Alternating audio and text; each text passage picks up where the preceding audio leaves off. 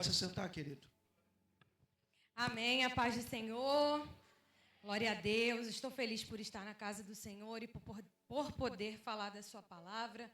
Gostaria de pedir a vocês que abram suas Bíblias no livro de Ezequiel, no capítulo 37. Nós vamos ler alguns versos nessa noite, em nome de Jesus. Aqui na minha Bíblia, o tema do capítulo está: a visão de um vale de ossos secos. Veio sobre mim, vou começar a partir do 1, para a mídia aí me ajudar, por favor. Veio sobre mim a mão do Senhor, e o Senhor me levou em espírito, e me pôs no meio de um vale que estava cheio de ossos, e me fez andar ao redor deles. E eis que eram muito numerosos sobre a face do vale e estavam sequíssimos. E me disse: filho do homem, poderão viver esses ossos? E eu disse: Senhor Jeová, tu o sabes. Então me disse: profetiza sobre estes ossos e dize-lhes: ossos secos, ouvi a palavra do Senhor. Assim diz o Senhor a estes ossos: eis que farei entrar em vós o espírito, e vivereis. E porei nervos sobre vós, e farei crescer carne sobre vós, e sobre vós estendereis pele, e poreis em vós o espírito, e vivereis, e sabereis que eu sou o Senhor. No 7 vai dizer: então profetizei, como se me deu ordem. E houve um ruído enquanto eu profetizava. E eis que se fez um rebuliço, e os ossos se juntaram, cada osso ao seu osso. E olhei, e eis que vieram nervos sobre eles. E cresceu carne, e estendeu-se a pele sobre eles por cima. Mas não havia neles espírito. E ele me disse: profetiza ao espírito. Profetiza, ó filho do homem, e dize ao espírito: assim diz o Senhor Jeová: vem dos 4 ventos, ó espírito, e assopra sobre estes mortos para que vivam. Aleluia, glórias a Deus. Irmãos, eu já preguei a respeito de Ezequiel 37 algumas vezes. Mas hoje, com o Espírito Santo de Deus, ele falou ao meu coração enquanto eu estudava à tarde, foi algo diferente, porque enquanto eu estudava e enquanto eu escrevia, eu sentia a presença de Deus dentro do meu quarto, pastor Carlos. E a mesma presença que eu sentia dentro do meu quarto, eu sinto aqui nesse altar. É a presença do Espírito Santo de Deus. Aleluia! Glórias a Deus. Ezequiel, ele nasceu e ele foi criado em Judá. Só que de repente o contexto ele muda. E agora ele é retirado de Judá. E juntamente com 10.000 pessoas é levado cativo. Aleluia. Só que quando ele é levado cativo, ele está sendo levado num momento em que ele é preparado para o sacerdócio. Só que o momento em que Ezequiel ele é arrancado dali, o momento que ele estava vivenciando, o que o Senhor ele palestrou comigo dentro do meu quarto é que alguns momentos são necessários para nós vivenciarmos alguns propósitos. São necessários Deus nos arrancar de alguns ambientes. E muitas vezes, os ambientes que o Senhor vai nos proporcionar a estar, nem sempre são os ambientes que nós queremos estar. Mas são esses os ambientes em que o Senhor vai nos colocar, que nos elevará de nível.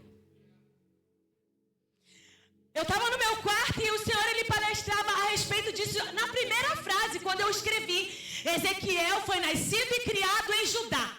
Ele estava sendo preparado para se tornar um sacerdote do templo de Deus, quando os babilônicos atacaram e levaram 10.000 cativos. E que juntamente com esses 10 mil cativos ele foi levado. E o Senhor disse para mim, para que você viva alguns propósitos, você vai ser arrancado de determinados lugares. E nem sempre esses determinados lugares vão ser agradáveis. Vão te causar dor. Mas você vai viver o propósito que Deus determinou sobre você. Deus precisava tratar com aquele povo. Era necessário um tratamento diferenciado. Veja bem, por muitos anos a história de Israel foi traçada pela idolatria. Uma idolatria consistente, junto com as oportunidades que Deus nos dava. Em Êxodo, vamos voltar para o início. Deus usa Moisés para os arrancar do Egito. Mas o que é que eles fazem na primeira oportunidade? Um altar de idolatria. E o que é que eles sentem saudades, pastor? Mesmo Deus derramando maná do céu, das cebolas que o Egito lhes proporcionava. Em Josué nós vemos o Senhor usando a Josué e dizendo: santifiquem-se. Santifiquem-se hoje, porque amanhã Deus vai fazer maravilhas entre vocês. Mas Josué morre, não prepara nenhum líder. E o que acontece em Juízes? Idolatria. Aí o que Deus faz? E eu não estou aqui querendo ser uma professora, mas eu aprendi que aquilo que nós lembramos, nós gravamos isso, já foi pregado aqui diversas vezes. O que é que Deus faz? Levanta os seus servos, os juízes, Débora, Gideão e tantos outros, que são tão pregados e falados. Para quê? Para libertá-los das mãos dos seus inimigos. Mas todas as vezes que eles são libertos das mãos dos seus inimigos, há uma manifestação de idolatria. Por quê? Porque como seres humanos, nós caímos ao esquecimento daquilo que Deus faz e manifesta sobre nós. E por que nós esquecemos? Por causa das lutas? Por causa das dificuldades? E eu vim dizer para você, independente das lutas e das dificuldades, não se esqueça de onde Deus te tirou. Por causa das adversidades, não se esqueça de onde Deus te tirou. Não se permita olhar para trás. E o que é que nós temos visto na atualidade? Servos de Deus olhando para trás na primeira oportunidade. Mas por que eu estou olhando para trás? Porque eu fui ofendida. Meus irmãos, quer maior exemplo de ofensa, mas de fé? Paulo. Ele escreveu uma das suas cartas mais belas. E ele disse: eu estou dentro da prisão, mas o que eu digo para vocês é: se alegrem no Senhor. E quando eu olho isso, pastor, eu me envergonho. Porque ele tinha todos os motivos do mundo para desanimar. Ele estava dentro da prisão. E como? E se você estudar um pouco da prisão de Roma, você vai entender que não é essa prisão que existe hoje. Era difícil ser preso em Roma. Mas a carta que ele enviava aos irmãos era: alegrem-se sempre no Senhor. E na primeira oportunidade eu desanimo. Eu volto a colher e a ter saudade daquilo que Deus me libertou. Então eu não fui liberto totalmente. Se eu tenho saudade daquilo que eu professo e daquilo que eu declaro que Deus me libertou, é porque eu não fui liberto aberto totalmente.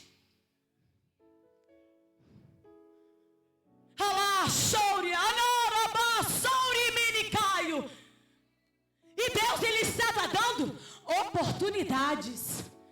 E quantas oportunidades não são dadas? Até mesmo para mim e para você que estamos aqui hoje. Então não culpe a Deus quando a vontade permissiva do Senhor não for a que lhe agrada.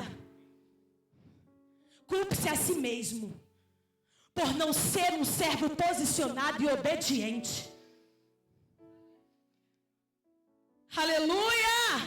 Em 2 Crônicas, nós vemos o povo juntamente com seus reis sendo infiéis.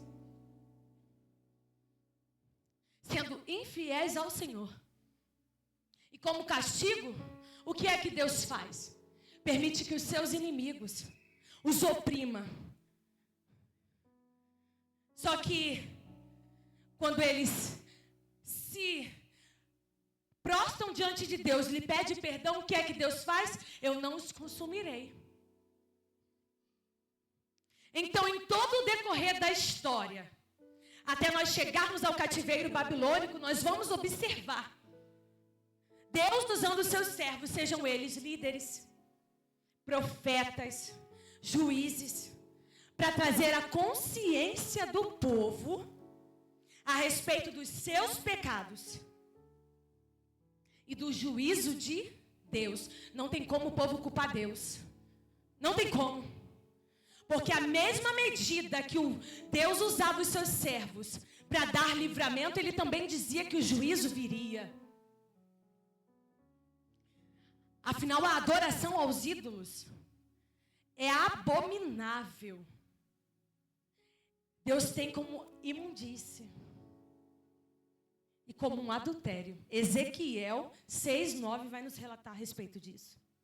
Assim como Jeremias, assim como Zacarias, assim como João Batista, Ezequiel foi chamado por Deus do sacerdócio para servir como profeta, como porta-voz aos exilados naquele tempo.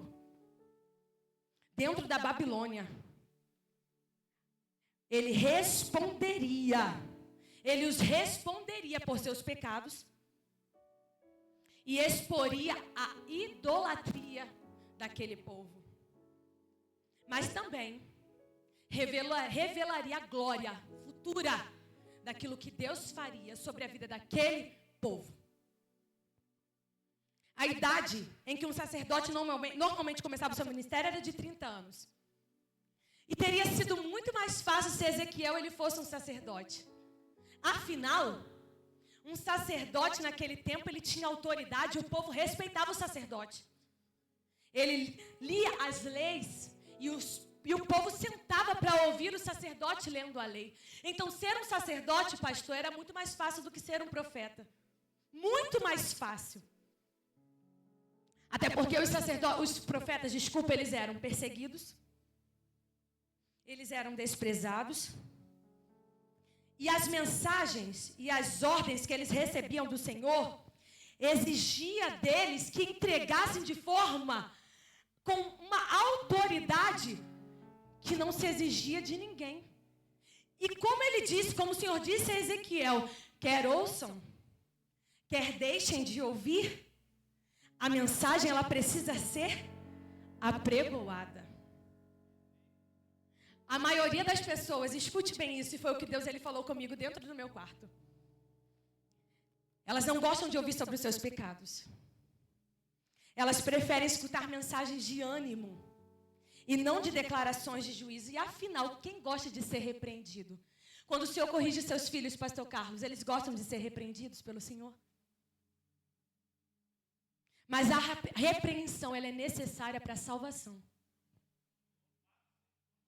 Falar verdades duras precisam ser proferidas para um povo de duro coração. As verdades que elas são duras e de difíceis acessos, elas precisam ser faladas. São necessárias.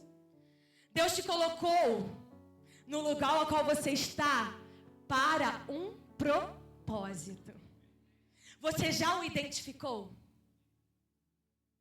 Você já identificou o teu propósito dentro daquilo que Deus te colocou? Muitas vezes, e como eu disse antes, não vai ser confortável. Estar na posição de profeta, vivenciando o propósito que é essencial, muitas das vezes não vai ser confortável. Você está preparado? Está preparado para viver o propósito e ser confrontado? Está preparado para estar num lugar onde você não queria, mas é necessário você estar ali por conta do propósito? Você está preparado para falar a respeito do propósito e não ser ouvido, e mesmo assim ter que falar o que Deus mandar? Está preparado para enxugar as lágrimas, mesmo que você esteja chorando por causa do propósito? Está preparado para pregar sobre o tempo, vivendo o tempo de Deus no propósito? Está preparado para abraçar, precisando do abraço no propósito? Está preparado para você ficar calado quando você está com vontade de falar, mas é por conta do propósito? Está preparado para profetizar vida quando o teu cenário é de escassez, mas é pelo propósito? Você está preparado para profetizar cura quando é você que precisa ser curado, mas é pelo propósito? Essa é a essência do propósito.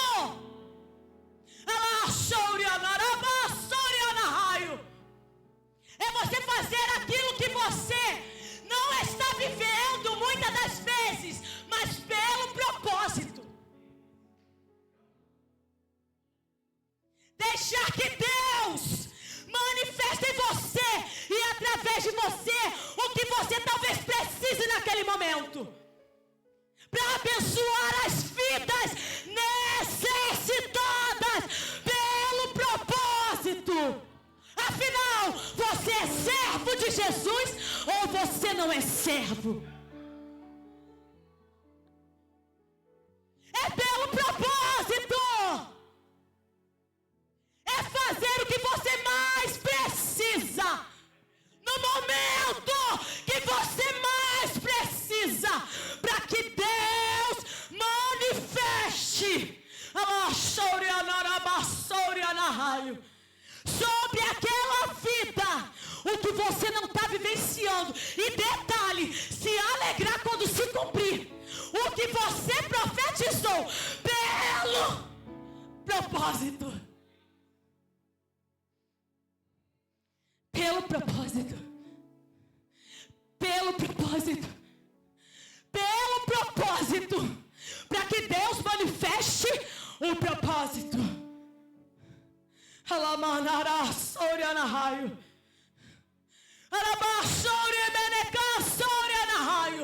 É pelo propósito. É pelo propósito. Situações desconfortáveis, mas para manifestar a glória de Deus pelo propósito.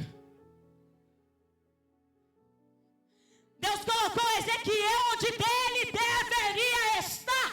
De fato, não era exercendo o sacerdócio, era profetizando dentro de um propósito. Deus te colocou onde você deveria estar. Pare de questionar o propósito.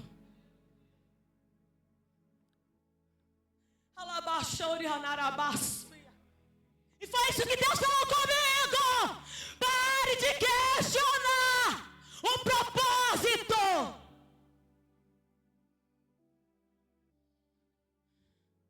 Jeremias estava ministrando em Jerusalém. Daniel na corte de Nabucodonosor. E Ezequiel se torna necessário dentro da Babilônia. Pois não faltavam falsos profetas naquele lugar. Para quê?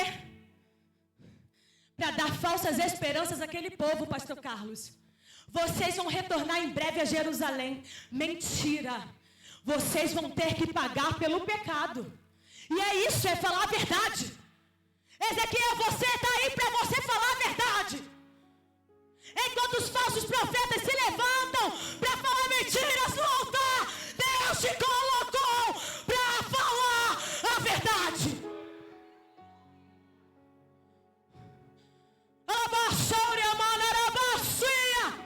O que mais nós temos visto nos altares são profetas proferindo mentiras, quando Deus levanta pessoas a falar a verdade e eles têm se calado. Ei, não se cale.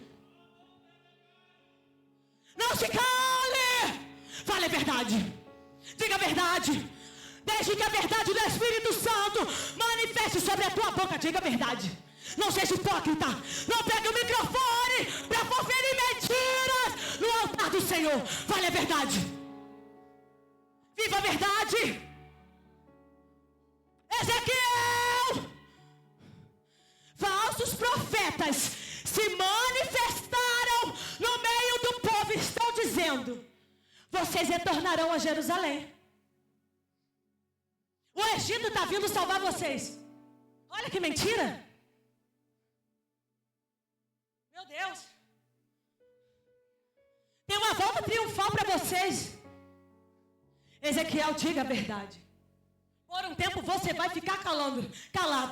Mas depois de 7 anos, abre a boca e diga a verdade. Abre a boca e diga a verdade. E eu não estou falando coisa da minha cabeça, está na Bíblia. Vai ficar por um tempo só falando o que eu mandar quando eu quiser que você fale. Mas depois de 7 anos, abre a boca e diga a verdade. Diga a verdade.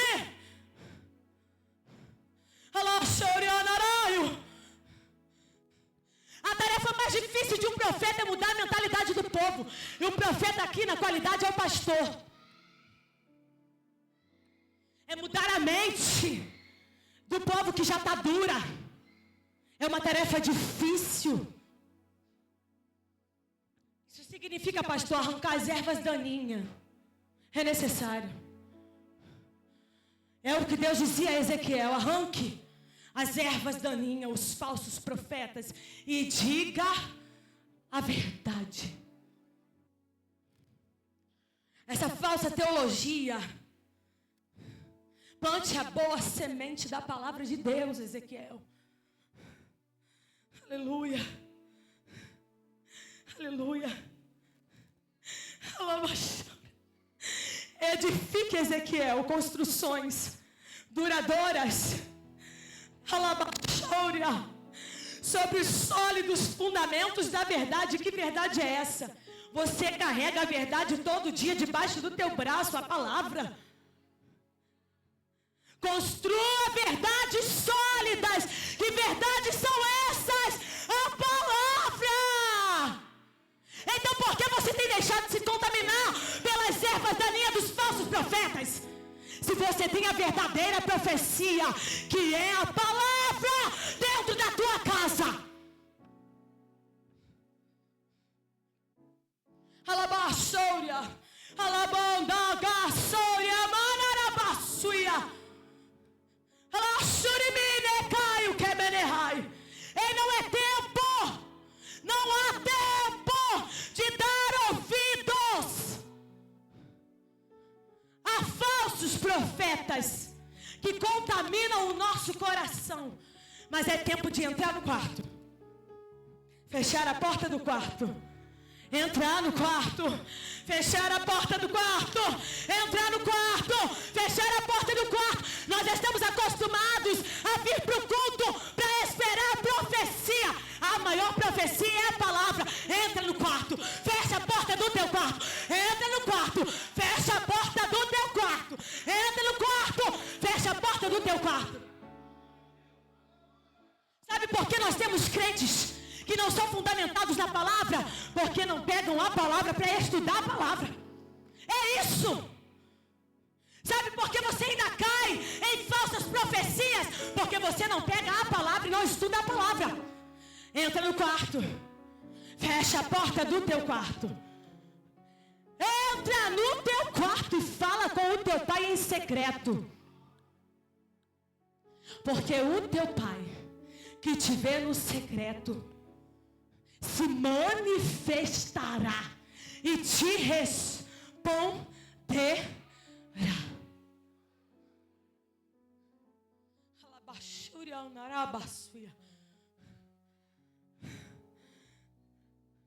Deus precisava preparar Ezequiel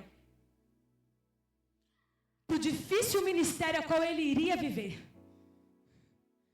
Então ele precisou participar de 3 experiências profundas. A primeira, aceitar o dever do Senhor e não temer. E qual era o dever do Senhor sobre a vida de Ezequiel?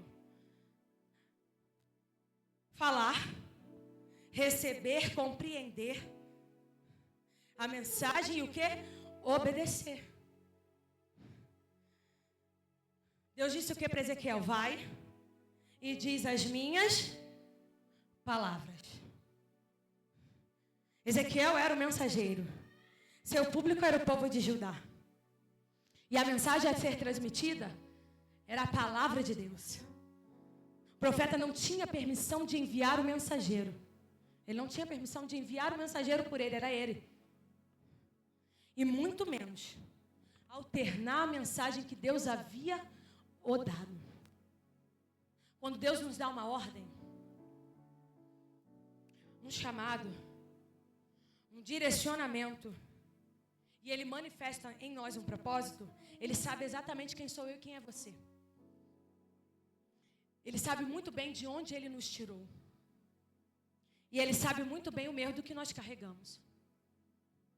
Porque Ele sabe da minha vontade, Ele sabe da vontade do pastor Carlos, Ele sabe da vontade da sua vontade que está sentada aí. Porque Ele sabe que nós, como humanos, nós não temos vontade de executar o chamado que Ele nos determinou. E eu não estou mentindo. E se eu falasse que nós temos vontade, muitas das vezes, eu seria hipócrita no altar do Senhor. Porque nós não temos vontade. Mas o que difere um corajoso de um covarde dentro de um propósito é que ele entende que carrega medo, insegurança, vontade de desistir. E tantas outras coisas que subentende que não dá para ele ir. Mas ele vai. Ele vai. Ele tem medo, mas ele vai. Está tudo dizendo que é contra, que não dá, que não vai acontecer. Mas ele vai. Isso difere o corajoso de um covarde. O covarde, ele paralisa. O corajoso vai. E foi isso que Ezequiel, ele fez. Eu tenho certeza que ele teve medo, mas ele foi. Eu tenho certeza que ele teve insegurança, porque Ezequiel, ele era profeta? Era. Mas ele era humano. Mas ele foi. Ele se colocou de pé na segunda experiência que Deus o dá. E ele ouviu. Depois que Ezequiel, ele contemplou a glória do Senhor, ali no capítulo 2, 1 e 2, ele se prostra de tamanha glória. Só que Deus vira para Ezequiel e fala: Ezequiel, chega, levanta. A ordem não é mais se prostrar, vai ter um momento da adoração. Se ergue. Se coloca de pé. Agora é o momento de você se levantar em obediência. Ouvir as minhas palavras e ser fortalecido nela para você vivenciar o propósito. Levantar no dicionário, ele significa erguer, despertar e sair do sono, acordar. E o que Deus ele tem para você hoje é: erga-te e viva o que Deus determinou para você. Eu vou repetir, e bem calma, bem mansa e suave. Erga-te e viva o que Deus, não foi o que eu vim dizer que era para você viver. É o que Deus determinou sobre você. Que todo espírito que se manifesta sobre a sua vida para te manter aprisionado dentro do casulo seja repreendido em nome de Jesus.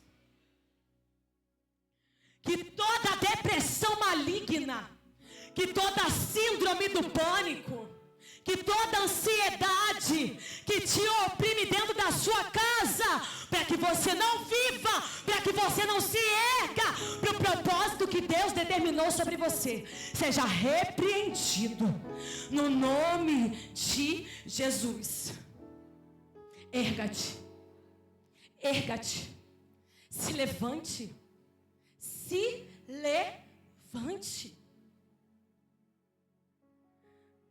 E a partir do momento que você se levanta, Ezequiel, o terceiro passo para você viver aquilo que eu quero manifestar sobre você é: você fala e você se posiciona como um atalaia.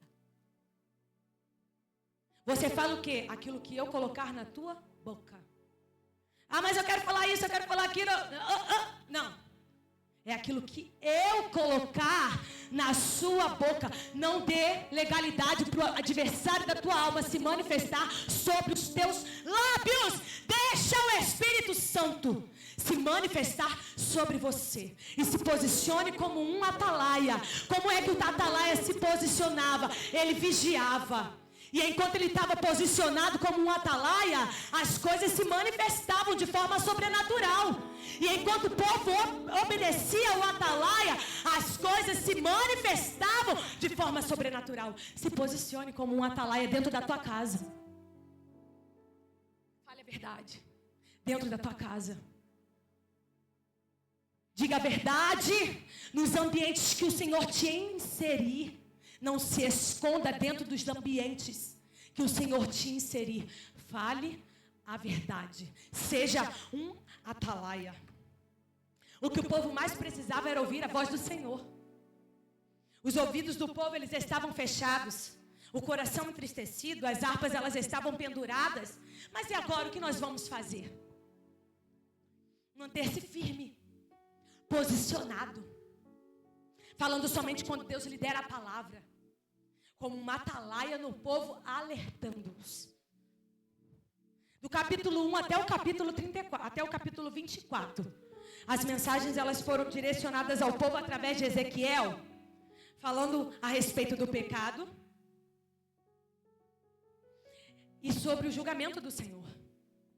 Do 25 ao 32 foram profecias contra as nações pagãs. Do 33 ao 48 foram profecias de juízo e de restauração ao povo de Israel. Não temos mais esperança. Era isso que era dito entre o povo de Israel a partir do capítulo 36. Eles estavam dizendo que estavam consumidos e estavam cheios de desgosto. Por quê? Os babilônicos, eles haviam, pastor, devastado e saqueado a terra prometida. Então era normal que aquele povo que era tão familiarizado com a terra se sentir daquele jeito. Eles viam os seus inimigos debocharem deles. Eles viam os seus inimigos tentarem se apossar da sua terra. Eles viam os seus inimigos os ridicularizarem. Mas isso tudo o Senhor havia dito que faria com que isso acontecesse. Então no capítulo 36, Ezequiel transmite ao povo uma mensagem de esperança, uma nova vida. Uma nação restaurada fisicamente e espiritualmente. E agora no capítulo 37, o Senhor leva Ezequiel nessa passagem e mostra a Ezequiel de fato o retrato daquele povo.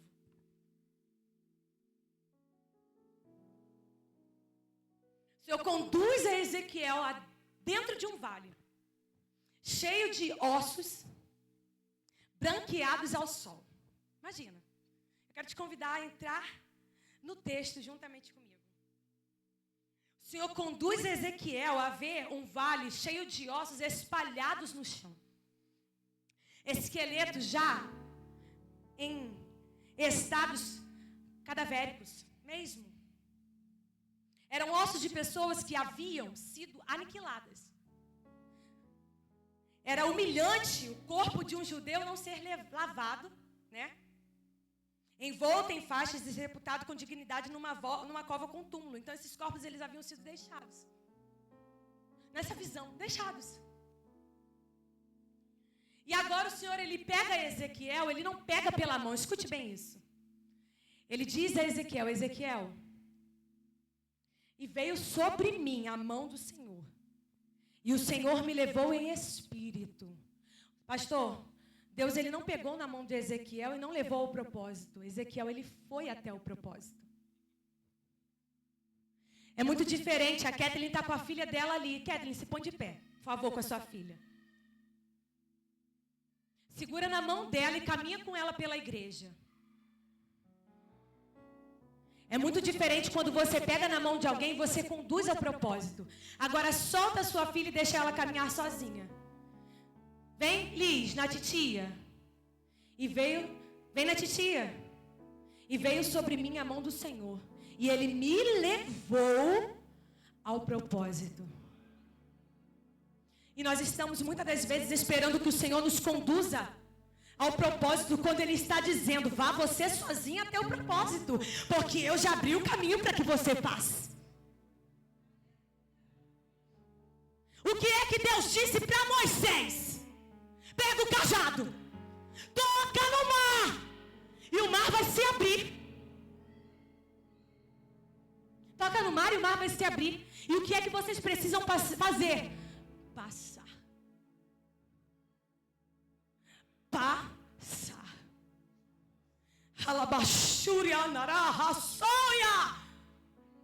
Nós estamos acostumados a querer papar na boca.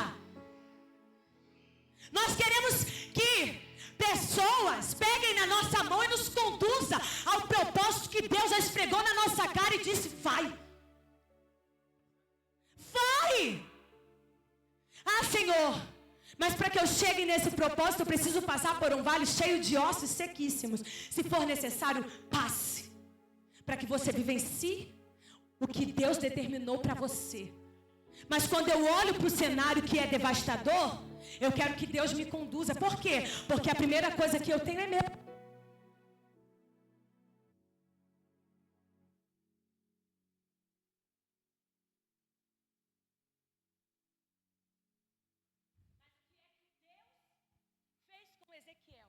Veio sobre mim a mão do Senhor.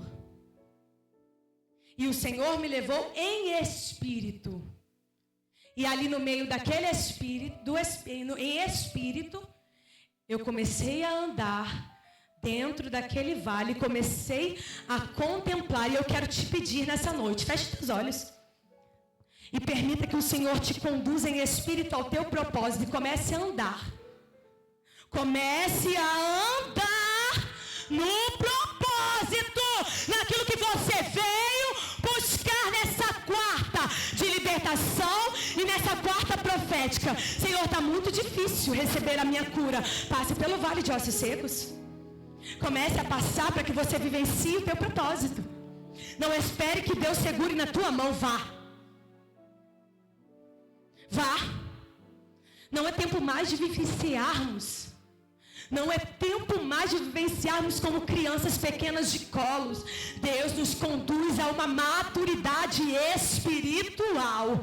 Se você está precisando de uma porta de emprego, meu querido, passe por esse vale de propósitos. Talvez seja um vale de ossos secos.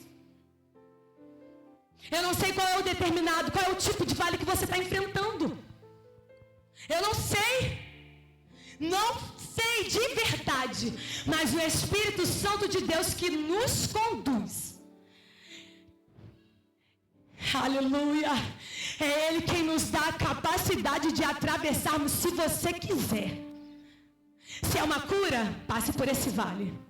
Se é uma maldição que precisa ser quebrada, comece a passar pelo vale.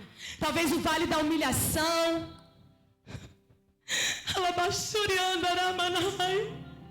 Que não te permite passar e não te permite esquecer. Talvez seja o vale da frustração, que não te permite passar e não te permite esquecer. Talvez seja o vale da mentira, que não te permite passar e não te permite esquecer. Há poder no nome de Jesus. Passe por esse vale. O Senhor te conduz em espírito a atravessar. Não espere que te peguem pela mão, mas vá você, receba a autoridade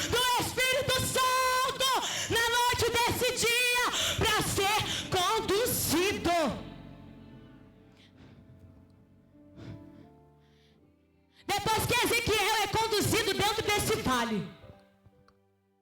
Elevado em espírito.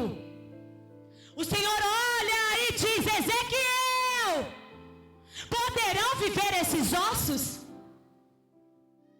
E essa é a pergunta que Deus faz para você nessa noite. Aleluia. Poderão viver esses ossos dentro da sua vida? Sabe o que está acontecendo? Nós queremos viver o propósito, mas nós não acreditamos mais que podemos vivê-lo. Mas hoje Deus me trouxe aqui para dizer para você: acredite, você vai viver o teu propósito. Comece a profetizar. Comece a dar nome para o teu propósito. Comece a profetizar vida, dando nome àquilo que você precisa que tenha vida dentro do propósito. Comece a profetizar. Ezequiel, poderão viver esses ossos? Senhor, tu sabes. Isso diz muito sobre Ezequiel. Senhor, tu sabes. Eu acredito mais do que tudo nessa vida, Senhor. Porque tu és poderoso, tu és soberano. Então, Ezequiel, já que você acredita, comece a profetizar. Você acredita que Deus ele pode hoje fazer por você aquilo que você pensou que ele nunca poderia fazer? Mas hoje há uma manifestação do sobrenatural de Deus aqui nessa noite. E eu sinto algo muito poderoso aqui nesse altar. Você acredita que aquilo que você nunca vivenciou, a partir do momento que você se posiciona no propósito, que você começa a profetizar, você pode vivenciar? Não espere que eu pegue na sua mão, que o pastor pegue na sua mão, ou que aconteça uma teofania e alguém vai lá e pegue você. Não! Se posicione! Se posicione! Se posicione para viver aquilo que Deus determinou que você viva. Libertação. Profetiza sobre a tua vida, sobre a tua casa. Libertação. Profetiza a cura.